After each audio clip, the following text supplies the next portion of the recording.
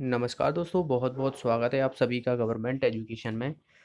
दोस्तों, ये हमारी एक नई सीरीज़ स्टार्ट होने वाली है जिसमें हम एमपी पुलिस कांस्टेबल के लिए या बात की जाए मध्य प्रदेश के जो पुलिस के एग्ज़ाम हैं उसमें मैथ्स पूछा जाता है, चाहे एसआई की बात करें या कांस्टेबल की बात करें, दोनों का लेवल जो है वो सेम ही होता है। तो यहाँ पर हम 15 टेस्ट जो है वो करेंगे सॉल्व और ये हमारा पहला टेस्ट है। तो चलिए हम स्टार्ट करते हैं। आपको वीडियो कैसा लगा? आप रिस्पॉन्स ज़्यादा किया करें तो मुझे भी ज़्यादा अच्छा लगेगा पढ़ाने में। तो देखिए यहाँ पर पहला क्वेश्चन है। अगर हम प्रीवियस ईयर के क्वेश्चन देखा जाए तो वहाँ पर आप देखोगे कि 2016 हो गया, 15 हो गया, उससे पहले के एग्ज़ाम देखोगे तो वहाँ पर हमें डाटा इंटरप्रेशन यानी डीआई का जो है वो चार्ट से संबंधित प्रश्न पूछे गए हैं। ओके, तो यहाँ पर मैंने इस क्वेश्चन को यहाँ पर लिया हुआ है, तो बहुत ही आसान सा है। यहाँ पर हमें एक चार्ट दिया हुआ है जिसमें जो है वो छात्र का प्रतिशत दिए हुए हैं, यानी अलग अलग विषयों में कितने छात्रों ने कितना प्रतिशत लिया हुआ है। जैसे कि हम बात करें छात्रों का प्रतिशत, जैसे जीव विज्ञान की बात की जाए तो 30%, राजनीतिक विज्ञान 20%, गणित 25, अर्थशास्त्र 15% और कंप्यूटर 10%। अब हमें यहाँ पर पूछा क्या गया है, तो पहले तो हमें ये देखना पड़ेगा। यहाँ पर देखिए दिया गया पाई चार्ट उन छात्रों को प्रतिशत दर्शाता है जिन्होंने विभिन्न विषयों को अतिरिक्त विषयों के रूप में चुना है। यदि महाविद्यालय में कुल छात्रों की संख्या हमें दी हुई है यहाँ पर 5000, तो उन छात्रों की संख्या ज्ञात करें जिन्होंने गणित या अर्थशास्त्र का विकल्प चुना है। गणित या नहीं, गणित तथा अर्थशास्त्र का चुना हुआ है, तो यहाँ पर ये मिस्टेक है। गणित और अर्थशास्त्र के हमें दोनों के निकालने हैं, साथ ही में ये कहा गया है। तो देखिए सबसे पहले तो हमें पता है कि ये जो पूरा जो दिया हुआ है यहाँ पर अलग अलग जो परसेंट दी हुई है ये दरअसल 100% हैं, 100% है। मतलब 100% अगर देखा जाए तो इसमें जो है वो छात्र पूरे आ जाएंगे और छात्रों की संख्या दी हुई है हमें 5000। ठीक है, तो यहाँ से हमें 1% की वैल्यू कितनी आ जाएगी, हमारी 50 आ जाएगी, यानी 1% की वैल्यू हमारी 50 आ गई। और हमें पूछा गया है कि गणित और अर्थशास्त्र में जो है वो दोनों छात्रों को मिलाकर कितने जो है वो हमें यहाँ पर विकल्प चुनना है। ठीक है, कि कितनी संख्या होगी गणित और अर्थशास्त्र के छात्रों की। तो अब देखोगे गणित जो है वो 25% दिया हुआ है, अर्थशास्त्र जो है वो 15% दिया हुआ है। तो हम देखेंगे यहाँ पर 25 और प्लस 15 करके नहीं तो जीरो, ये हो जाएगा 40%। ठीक है, अब हमें पता है कि 1% की वैल्यू 50 है, तो 40% की वैल्यू कितनी हो जाएगी, तो 40 से मैं इधर मल्टीप्लाई कर देता हूँ, 40 से इधर कर दूंगा, तो यहाँ से आप देखोगे कि ये कितनी हो जाएगी 2000। तो 2000 जो है वो गणित और अर्थशास्त्र के दोनों को मिला के छात्रों की संख्या होगी, यानी हमारा आंसर आ जाएगा इसमें से C option. Okay, I hope आपको समझ में आ गया होगा।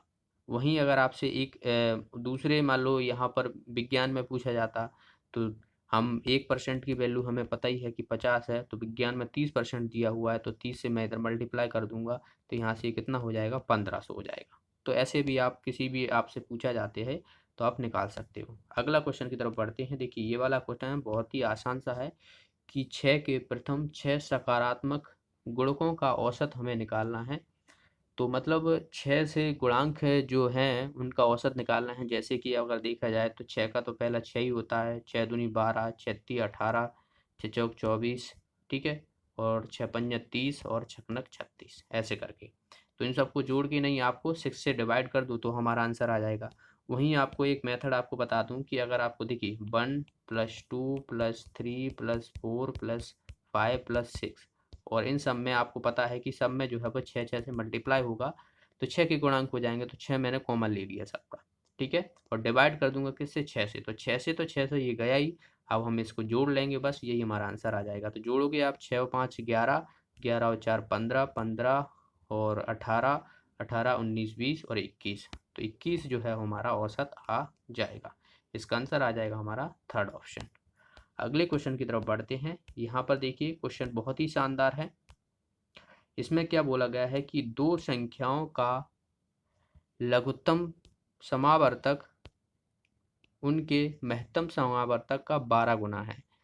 लघुत्तम समावर्तक और महत्तम समावर्तक का योग हमें दिया हुआ है यहाँ पर 403, और यदि संख्याओं में से हमें एक संख्या दी हुई है 124, तो दूसरी संख्या हमें निकालनी है। तो देखिए एलसीएम, ठीक है, जो कि उनके एच सी एफ से कितना है 12 गुना है, तो 12 गुना है किसका, एच सी एफ पर। तो यहाँ से हमें, मैं एच सी एफ को इधर ले जाऊँगा नीचे, तो यहाँ से हमें इन दोनों का जो है वो रेशियो मिल जाएगा।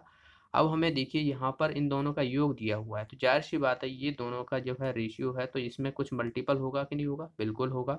तो इन दोनों का योग हमें कितना दिया हुआ है, 403 दिया हुआ है, यानी ये टोटल जो हो जाएंगे वो 13x हो जाएंगे। 13x बराबर कितना हो जाएगा, 403। तो x की वैल्यू हमें यहाँ से मिल जाएगी। x की वैल्यू कितनी हो जाएगी, 13 × 3 = 39 और 13 × 1 = 13। तो x की वैल्यू मिल गई हमें 31। अब हमें पता पड़ गया कि एलसीएम क्या है और एचसीएम क्या है। एचसीएफ जो है हमारा वो 31 हो जाएगा, और 12 से अगर मैं 31 में मल्टीप्लाई कर देता हूँ तो वो हमारा हो जाएगा एलसीएम। अब हमें यहाँ पर एक संख्या दी हुई है, दूसरी संख्या हम आसानी से निकाल सकते हैं। देखिए पहली संख्या और दूसरी संख्या का जो गुणांक होता है वो दरअसल एलसीएम और एचसीएफ का मल्टीपल होता है, ये हमेशा याद रखना है।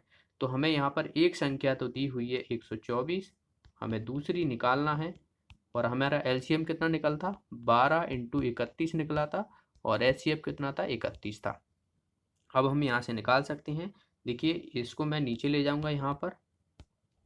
अब देखिए यहाँ पर हम 4 से इसे काट देंगे 4 बार, क्योंकि 4 × 1 = 4, 4 × 3 = 12, और 4 × 3 ये चला जाएगा। तो यहाँ से 31 का 3 में मल्टीप्लाई हो जाएगा तो कितना हो जाएगा, 93। ओके, तो 93 जो कि हमारी दूसरी संख्या होगी, यानी दूसरी संख्या जो निकली वो निकली 93। इसका आंसर आ जाएगा हमारा फर्स्ट ऑप्शन। चलिए अगला क्वेश्चन देखते हैं। नेक्स्ट क्वेश्चन है, यहाँ पर हमें एक आयत दिया हुआ है और इसकी लंबाई और चौड़ाई को क्रम से 10% बढ़ाया जाता है और घटाया जाता है। तो आयत के क्षेत्रफल में कितना प्रतिशत की जो है वो परिवर्तन आएगा, ये पूछा गया है। बहुत ही आसान है, कई बार ऐसे क्वेश्चन किए हुए हैं। जब भी आपको दो ऐसे आयत हो गया, वर्ग हो गया या सर्कल हो गया, इनमें आपको बढ़ाने या घटाने की बात की जाए, जैसे कि वर्ग है, वर्ग में आपको पता है कि चारों भुजाएं जो है वो बराबर होती हैं, तो वहाँ पर सिर्फ आपको एक भुजा का ही दिया होगा कि 10% बढ़ाया गया है। ठीक है, अब यहाँ पर आयत है, तो आयत की क्या होता है, ये लेंथ होती है, ये विड्थ होती है, क्योंकि अलग अलग होती हैं दोनों की। तो ऐसे क्वेश्चनों में आपको सीधा सीधा एक फॉर्मूला याद रखना है, a+b × a/100।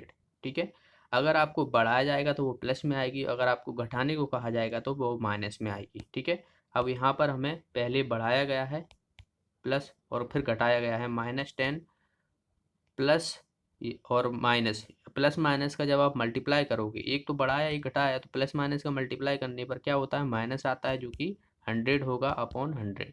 ठीक है, इससे कट जाएगा, एक बार जाएगा, इससे कट जाएगा, तो हमें कितना मिला, -1%। यानी आयत में जो क्षेत्रफल में प्रतिशत की कमी आएगी वो आएगी 1% की कमी आएगी, क्योंकि माइनस में हमारी वैल्यू आ रही है, तो जो कि कमी को दर्शाता है। तो हमारा इसका आंसर क्या हो जाएगा, 1% जो है वो इसका आंसर हो जाएगा, 1% का परिवर्तन आएगा।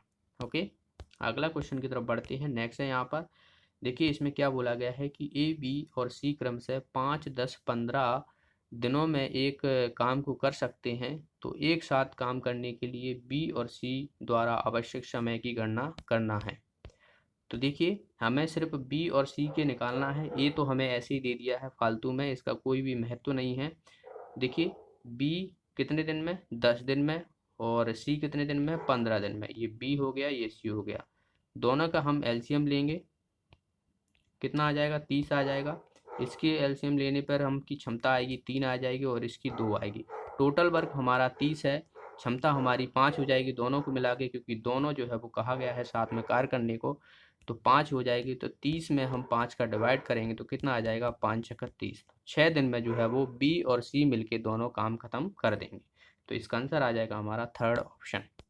अगले क्वेश्चन की तरफ बढ़ते हैं। देखिए ये वाला क्वेश्चन है, इसमें क्या बोला गया है कि एक परीक्षा में 2 छात्र उपस्थित हैं, उनमें से एक ने दूसरे की तुलना में 15 अंक अधिक प्राप्त किए हैं, और उसके अंक उनके अंकों के योग का 55% थे।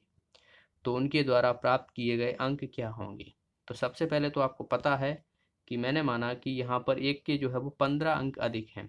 ठीक है, तो ए और बी ये दोनों मैंने मान लिए। तो मैंने माना कि इसके x हैं, तो इसका कितना हो जाएगा, देखिए दूसरे की तुलना में 15 अंक हैं, तो इसका x है, तो इसको मैं 15 मान लेता हूँ, क्योंकि 15 ज़्यादा अधिक अंक प्राप्त किए हुए हैं पहले ने। ठीक है, तो ये हमें अंक पता पता गए। अब आगे दिया हुआ है कि उसके अंक मतलब पहले वाले के अंक जो है वो और दूसरे वाले अंकों का योग करके जो है वो कितना प्रतिशत आ रहा है, पहले वाले का 55% आ रहा है। तो क्वेश्चन की लैंग्वेज को थोड़ा ध्यान से समझिएगा। देखिए, दोनों को जो है वो ऐड करना है और ये किसके बराबर है, जो पहले ने अंक प्राप्त किए हुए हैं दरअसल उसके 55% के बराबर है। ठीक है, अब हम यहाँ से x की वैल्यू निकाल लेंगे आसानी से। सॉरी, इसमें जो है वो 55 इधर आएगा क्योंकि यहाँ पर कहा गया है कि उनके अंकों के योग का 55% है। तो ये मैंने गलत यहाँ पर ले लिया है, यहाँ पर लेना है क्योंकि हमें यहाँ पर देखिए साफ कहा गया है कि उनके अंकों के योग का प्रतिशत है, ना कि पहले वाले का। तो x प्लस 15 और ये 55% हो जाएगा और इक्वल टू हो जाएगा x प्लस 15।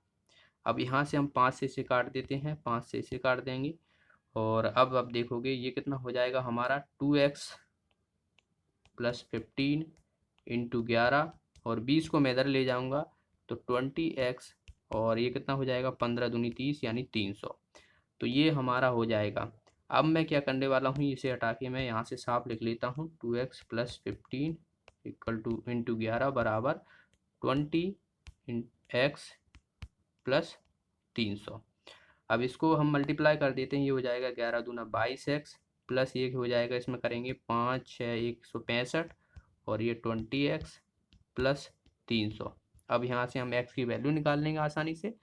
तो इसको देखिए 22x ये है, 20x ये है, तो इसको इधर ले आऊँगा तो 22 में से 20 जाएगा तो 2x बचेगा और 300 में से 165 घटाता हूँ मैं अगर तो यहाँ पर 5 और ये 3 और 135। ठीक है, तो 135 हमारा ये आएगा। तो यहाँ से आप देखोगे कि 2x इक्वल टू 135, तो x की वैल्यू कितनी हो जाएगी, 2 छिंग 12, 2 7 14 और 2 पंजा 10, यानी x की वैल्यू हमारी आ गई 67.5। अब आप देखोगे यहाँ पर दूसरे की वैल्यू हमें क्या कैसे निकालना है, क्योंकि 15 अंक अधिक थे तो हम इसमें 15 जोड़ लेंगे तो हमें दूसरी की जो पहली वाली की अगर देखा जाए तो पहला हमने x प्लस 15 मांगा था, दूसरा हमने x मांगा था, तो x की वैल्यू हमें पता पड़ गई तो दूसरी की हम वैल्यू निकाल सकते हैं। तो पहले की देखिए एक ही ऑप्शन ऐसा दिया हुआ है जिसमें जो है वो 67.5 आंसर दिया हुआ है पहले वाले का, बाकी किसी में और में है ही नहीं है। तो दूसरी वैल्यू आपको निकालने की ज़रूरत भी नहीं है क्योंकि एक ही ऑप्शन ऐसा दिया हुआ है। तो इसका आंसर हो जाएगा फोर्थ ऑप्शन। अगर आप इसमें 15 जोड़ोगे तो 82.5 जो है वो दूसरी वैल्यू भी निकल आएगी, तो ये भी है हमारी। ओके, चलिए अगला क्वेश्चन देखते हैं। देखिए ये वाला क्वेश्चन है सिंप्लीफिकेशन से आसान सा है। तो ये 2 से कट जाएगा 20 टाइम्स प्लस ये हो जाएगा 13 चौको 52 बराबर x प्लस ये 3 दूना 6 यानी 20 टाइम जाएगा -33 दिया हुआ है तो यहाँ से 20 और 33 ये घटेगा तो माइनस का 13 ये आएगा और इसको हम इधर ले जाएंगे तो यहाँ पर आप देखोगे तो ये कितना हो जाएगा 65। ठीक है, इक्वल टू एक्स और 20 और जोड़ देंगे इसमें हम, तो 20 और जोड़ देंगे तो 85 जो है हमारा आंसर आ जाएगा। तो ये तो आसान सा क्वेश्चन था, आप आसानी से कर सकते थे, सिंप्लीफिकेशन करना है। अगले क्वेश्चन की तरफ बढ़ते हैं। नेक्स्ट क्वेश्चन है यहाँ पर देखिए ये अलग क्वेश्चन है और इसमें हमें पहले तो यहाँ पर समझना पड़ेगा कि क्या क्या दिया हुआ है। ये हमें एक चार्ट दिया हुआ है और इसमें जो है वो खिलाड़ी दिए हुए हैं, हॉकी, फुटबॉल, अन्य गोल्फ, टेनिस, बास्केटबॉल और क्रिकेट।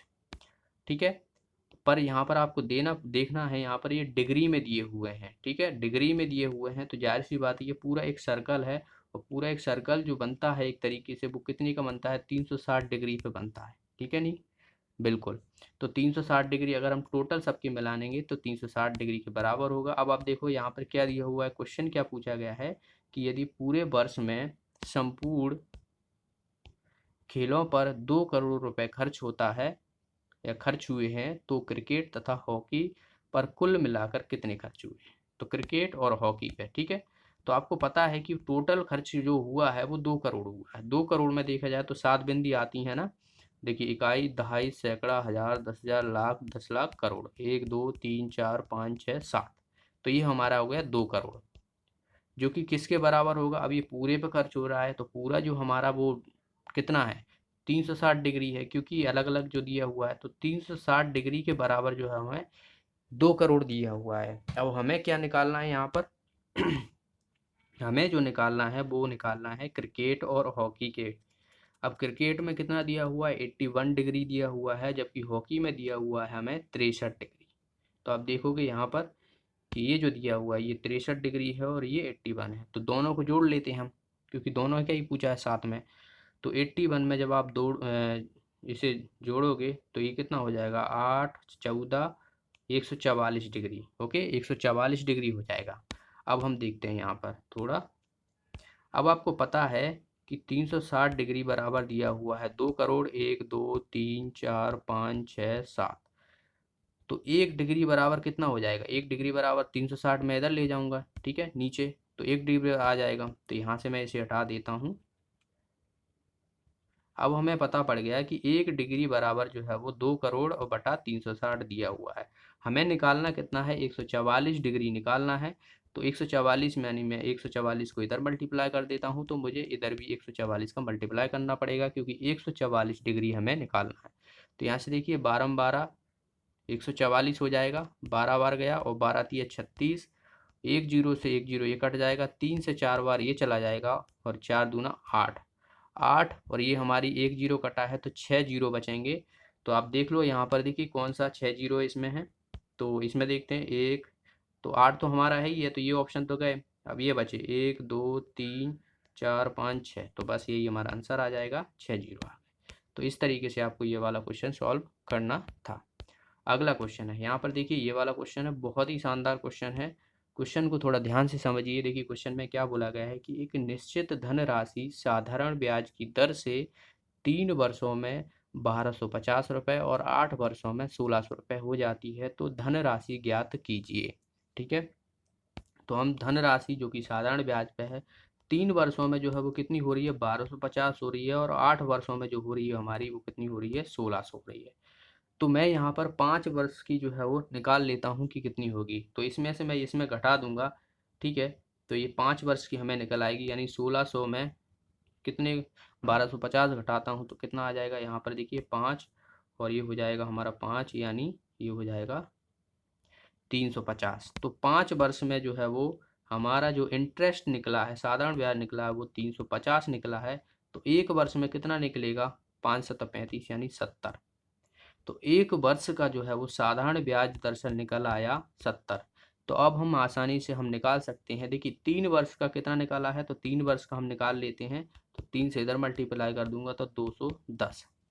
अब आपको पता है कि 3 वर्ष का साधारण ब्याज 210 आ चुका है, और अमाउंट हमें दिया हुआ है यहाँ पर 1250। तो हम प्रिंसिपल यानी धनराशि निकाल सकते हैं। तो मैं अमाउंट में से अगर साधारण ब्याज को घटाता हूँ तो मुझे प्रिंसिपल मिल जाएगा। तो 210 मैं इसमें से घटा देता हूँ, तो यहाँ से देखिए कितना हो जाएगा, 1040। तो बस यही हमारा आंसर आ जाएगा, 1040 जो है इसका आंसर हो जाएगा। ये तो ये हो गया एक मेथड। अगर आप दूसरा मेथड करना चाहते हो तो देखिए अमाउंट बराबर होता है हमारा principal into 1 plus R T upon 100, यही होता है। ठीक है, तो हमें अमाउंट पता है ये 1250, प्रिंसिपल हमें नहीं पता है। ठीक है, 3 वर्ष हमें पता है, तो टी यहाँ पर रख देंगे और इसी तरीके से हम दूसरा निकालेंगे।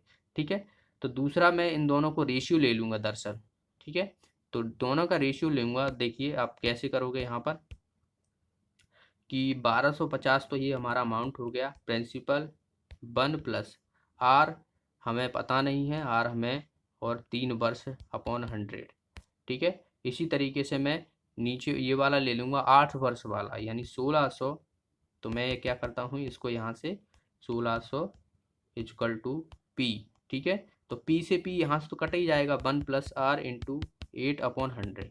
तो यहाँ से हमें रेट ऑफ इंटरेस्ट पता पड़ जाएगी, और रेट ऑफ इंटरेस्ट पता पड़ने के बाद आप किसी भी जगह आप रख दोगे, इसमें रख दोगे तो आपको यहाँ पर रेट ऑफ इंटरेस्ट रख लोगे तो प्रिंसिपल निकल आ जाएगा। अगर आप इसमें रखोगे तो यहाँ से भी आपको निकल आएगा। ठीक है, तो आप दूसरा मेथड भी अप्लाई कर सकते हो। दूसरा मेथड थोड़ा नेक लेंदी रहेगा, उसमें कैलकुलेशन रहेगी, और बाकी आपको पहला मेथड तो मैं आपको बता ही चुका हूँ। अगला क्वेश्चन नेक्स्ट है यहाँ पर कि एक ठोस शंकु का पार्श्व क्षेत्रफल दिया हुआ है और आधार का क्षेत्रफल से 3 गुना बड़ा है। तो यदि ठोस शंकु का व्यास 1 मीटर है तो ठोस शंकु का कुल पृष्ठीय क्षेत्रफल हमें निकालना है कि कितना होगा। तो देखिए पार्श्व क्षेत्रफल क्या होता है, pi r into r plus l होता है। सॉरी, ये हमारा तो हो जाएगा कुल पृष्ठीय क्षेत्रफल। दरअसल जो पार्श्व क्षेत्रफल यानी ये हमारा शंकु होगा, ठीक है। तो ये आप ये वाला जो देख रहे हो, ये वाला एरिया देख रहे हो, इसका जो है क्षेत्रफल हमें आधार के क्षेत्रफल से 3 गुना बढ़ा दिया हुआ है, ठीक है, ये वाला।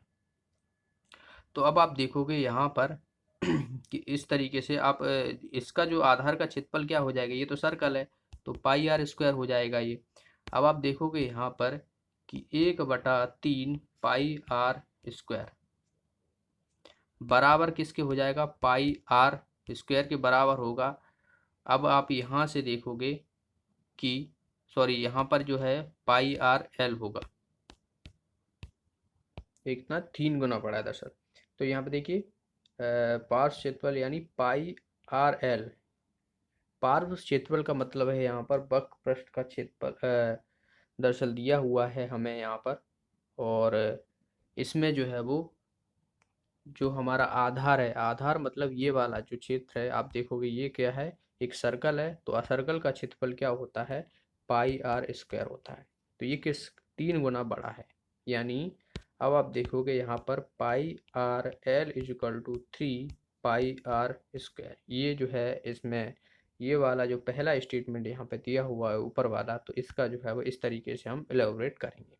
यानी एक शंकु का जो पार्श्व क्षेत्रफल है वह आधार के क्षेत्रफल से 3 गुना बड़ा है। तो 3 मैंने मल्टीप्लाई कर दिया तो दोनों जो है वो बराबर हो जाएंगे। अब आप देखोगे यहाँ पर ये कट जाएगा, आर से एक आर कट जाएगा, तो एल बराबर जो हो जाएगा 3 आर हो जाएगा हमारा, ठीक है। एल बराबर हो जाएगा 3 आर। आप देखोगे यहाँ पर अगर शंकु हम बनाते हैं तो इस तरीके का बनता है। तो यहाँ से ये आर होती है, यहाँ से बात की जाए तो ये एच होती है, और यहाँ पर जो रहती है ये हमारी एल होती है, जिसे हम लिटरेट बात की जाए तो लिटरेट लंबाई यानी लेंथ बोला जाता है, ठीक है। तो अब आपको पता है कि आगे देखिए यहाँ पर यदि ठोस शंकु का व्यास दिया हुआ है 1 सेंटीमीटर, तो व्यास की आधी जो होती है वो त्रिज्या होती है। तो आर की वैल्यू यहाँ पर कितनी हो जाएगी, 1/2। तो एल की वैल्यू कितनी हो जाएगी यहाँ पर 3/2। तो ये हमारा जो है वो एल का मान निकल आया है 3/2। अब हम यहाँ से शंकु का कुल पृष्ठीय क्षेत्रफल निकाल सकते हैं, और शंकु का कुल पृष्ठीय क्षेत्रफल होता है pi r into l l plus r, ये होता है। अब हम सीधा सीधा इसमें मान रख देंगे। देखिए पाई तो हमें यहाँ से हटानी ही है क्योंकि हमारी सारी वैल्यू जो है वो पाई में दी हुई है, और इसकी वैल्यू हम रखेंगे 1/2, आर की वैल्यू 1/2 रखेंगे, और यहाँ पर एल की वैल्यू कितनी है 3/2। तो 3/2 इसे रखेंगे और 1/2 इसे रखेंगे। तो पाई इंटू 1/2 3/2 प्लस 1/2। तो अंदर देखोगे आप यहाँ पर देखिए ये कितना हो जाएगा 4/2, यानी 2 जो है ये आ जाएगा, इसकी वैल्यू जो आएगी वो आ जाएगी 2। 2 से 2 कट जाएगा तो बचेगा हमारा सिर्फ पाई। तो इसका आंसर हमारा आ जाएगा वो आ जाएगा पाई, यानी फर्स्ट ऑप्शन जो है इसका आंसर हो जाएगा। अगले क्वेश्चन देखते हैं। देखिए ये वाला क्वेश्चन है और बहुत ही आसान सा है। इसमें हमें क्या दिया हुआ है देखते हैं कि एक पाई चार्ट है और सुरेश मासिक व्यय को दर्शाता है इसमें। और इसमें जो है वो यहाँ पर देखोगे कि 70,000 रुपये किराए के रूप में भुगतान करता है, तो मनोरंजन पर व्यय की गई राशि क्या होगी। अब इसने किस पर, किराए पर 70,000 रुपये जो है वो खर्च किया है। तो आप देखोगे यहाँ पर कि किराया जो है वो 35% दिया हुआ है, तो हमें 35% की वैल्यू जो दी हुई है वो दी हुई है 70,000 रुपये। हमें निकालना किसका है, मनोरंजन पर। अब आप देखोगे मनोरंजन यहाँ पर ये दिया हुआ है जो कि 12%, ठीक है। तो आप देखोगे कि यहाँ से मैं परसेंट 1% की वैल्यू निकालता हूँ तो 35 दूनी 70 यानी 2,000 जो है वो निकलेगी 1% की वैल्यू। अब हम यहाँ से आसानी से निकाल सकते हैं 12% की वैल्यू कितनी हो जाएगी। जब 1% की वैल्यू 2,000 है तो 12% की वैल्यू कितनी हो जाएगी 24,000, क्योंकि 12 से हम मल्टीप्लाई कर देंगे तो 12 दूना 24 यानी 24,000 जो है हमारा आंसर आएगा। तो देखिए यहाँ पर इसका आंसर क्या हो जाएगा, थर्ड ऑप्शन इसका आंसर हो जाएगा। अगला क्वेश्चन है यहाँ पर देखिए क्या बोला गया है कि यदि किसी संख्या का 65% उसमें से घटाया जाता है, मतलब उसमें से मतलब उसी संख्या में से घटाया जाता है ये कहा गया है। तो हमें कहा गया है कि तो परिणाम जो है वो कितना निकलता है हमारा 784 के वर्गमूल के रूप में आता है तो संख्या ज्ञात करना है। ठीक है, संख्या ज्ञात करना है। देखिए कोई संख्या है, हमने मान ली कि x कोई संख्या है। अब इसमें से क्या करना है, हमें इसी संख्या का 65% जो है वो हमें घटाना है। तो 65% जो हमें इसमें से घटा देंगे और जो कि हमें इसके वर्गमूल के बराबर होता है, यानी 784 के वर्गमूल के बराबर आता है। तो इसका आप निकालोगे, रूट निकालोगे, आप देखोगे यहाँ पर, तो ये कितना आ जाएगा, 28 जो है इसका होता है। ठीक है, अब हम आसानी से जो है इसे सॉल्व कर सकते हैं। तो देखिए 100 का मल्टीप्लाई इधर कर देता हूँ, 100 इधर भी चला जाएगा, तो 100x minus 65x is equal to ये कितना हो जाएगा, 2800 हो जाएगा। तो 100 में से जब 65 जाएंगे तो हमारा कितना बचेगा, 35x, और 35x बचेगा और ये हो जाएगा 2800। तो 35x इजिकल टू 2800। तो x इजिकल टू यहाँ से देखिए 7 से चला जाएगा, 7 पंजा 35, 7 चौका 28, और 5 से हम फिर चला जाएगा 20 टाइम्स, तो 5×8 = 40, सॉरी 8 बार जाएगा, 5×8 = 40 यानी 80। तो x इजिकल टू जो है वो 80 हमारा इसका आंसर आ जाएगा। ओके, चलिए अगला क्वेश्चन देखते हैं। नेक्स्ट है यहाँ पर एक गोले का क्षेत्रफल हमें ज्ञात करना है जिसकी त्रिज्या हमें दी हुई है 7 सेंटीमीटर। तो मान निकालिए। तो गोले का क्षेत्रफल आप सभी को इसके फॉर्मूला पता होना चाहिए। दरअसल देखिए 4/3 पाई आर क्यू, ये गोले का दरअसल जो है वो आयतन होता है जिसे हम वॉल्यूम कहते हैं। तो ये इसमें नहीं लगेगा, क्वेश्चन को थोड़ा ध्यान से पढ़िए। क्षेत्रफल पूछा गया है, तो क्षेत्रफल जो होता है वो होता है 4πr² ठीक है, 4πr² जो है इसका फॉर्मूला होता है। अब हम सीधा सीधा वैल्यू मान रख देंगे यहाँ पर। तो देखिए 4 इंटू 4 पाई यानी 22/7, क्योंकि हमें यहाँ पर मान दिया हुआ है 4πr। तो यहाँ पर ये कितना हो जाएगा, 7 इंटू 7, 4πr²। तो 7 से 7 ये कट जाएगा, ये कितना हो जाएगा 88, ये हो जाएगा। 7 से फिर मल्टीप्लाई करेंगे तो 56, यानी जो यूनिट डिजिट आएगा हमारा लास्ट में 6 आएगा। तो देखिए एक ही ऑप्शन ऐसा दिया हुआ है जिसमें लास्ट का डिजिट जो है वो 6 दिया हुआ है, यूनिट डिजिट। तो आगे आप सॉल्व कर देख सकते हो, बाकी आपको आंसर जो है वो इतना ही आएगा। ओके अगला क्वेश्चन है यहाँ पर, सीता हर रोज साइकिल से अपनी पाठशाला जाने के लिए 5 किलोमीटर की यात्रा करती है। वह पूर्वा 7 बजे अपने घर से निकलती है, पूर्वा 7:30 बजे पहुंच जाती है। तो उसकी हमें गति निकालनी है, यानी आधे घंटे में उसे समय लगता है स्कूल जाने में या पाठशाला जाने में। 5 किलोमीटर की दूरी है, डिस्टेंस हमें दी हुई है यहाँ पर 5 किलोमीटर, और हमें टाइम लग रहा है यहाँ पर आधा घंटा। ठीक है, आधा घंटा लग रहा है। देखिए ऑप्शन हमें दरअसल उसी हिसाब से जो कि घंटे में यहाँ पर दिया हुआ है, तो घंटे के हिसाब से हमें निकालना पड़ेगा। अब हम स्पीड निकालते हैं, तो स्पीड बराबर हो रहा है डिस्टेंस अपॉन टाइम होता है, दूरी अपॉन समय होता है दरअसल। तो डिस्टेंस हमें यहाँ पर कितनी दी हुई है, 5, और टाइम हमें दिया हुआ है 1/2, तो 2 ऊपर पहुँच जाएगा, यानी 10 किलोमीटर प्रति घंटा इसका आंसर आ जाएगा। तो थर्ड ऑप्शन इसका आंसर हो जाएगा। आसान सा क्वेश्चन था। चलिए ये वाला क्वेश्चन देखते हैं। देखिए 8 संतरे की विक्रय मूल्य, सॉरी 5 संतरों की विक्रय मूल्य 8 संतरों की लागत मूल्य के बराबर है। तो हमें लाभ या हानि का प्रतिशत निकालना है। तो 5 संतरों का SP, ठीक है, बराबर किसके, 8 संतरों के CP के बराबर है। तो SP अपॉन CP यहाँ पर देखोगे कि 8/5 आ रहा है। इसको 5 को मैं इधर ले जाता हूँ, तो अब देखोगे इसमें डिफरेंस कितने का आ रहा है, 3 का आ रहा है डिफरेंस। और कॉस्ट प्राइस हमारी 5 है, परसेंटेज निकालना है तो 100 से हम यहाँ पर मल्टीप्लाई करेंगे, तो ये कितना हो जाएगा 60%। तो 60% जो है वो एक तरीके से लाभ हुआ है। ओके, तो इसका आंसर आ जाएगा हमारा सेकेंड ऑप्शन। तो ये थे आज के क्वेश्चन। वीडियो आपको कैसा लगा कमेंट बॉक्स में ज़रूर बताना, और आप लोग ज़्यादा से ज़्यादा जो है वो अप्रिशिएट करें, थोड़ा उत्साह दिखाएं अपने। और आने वाले टाइम में आपके लिए और भी जो है वो यहाँ पर टेस्ट सीरीज कराई जाएंगी। तो मिलते हैं अगले वीडियो में। Thanks for watching the video, have a nice day.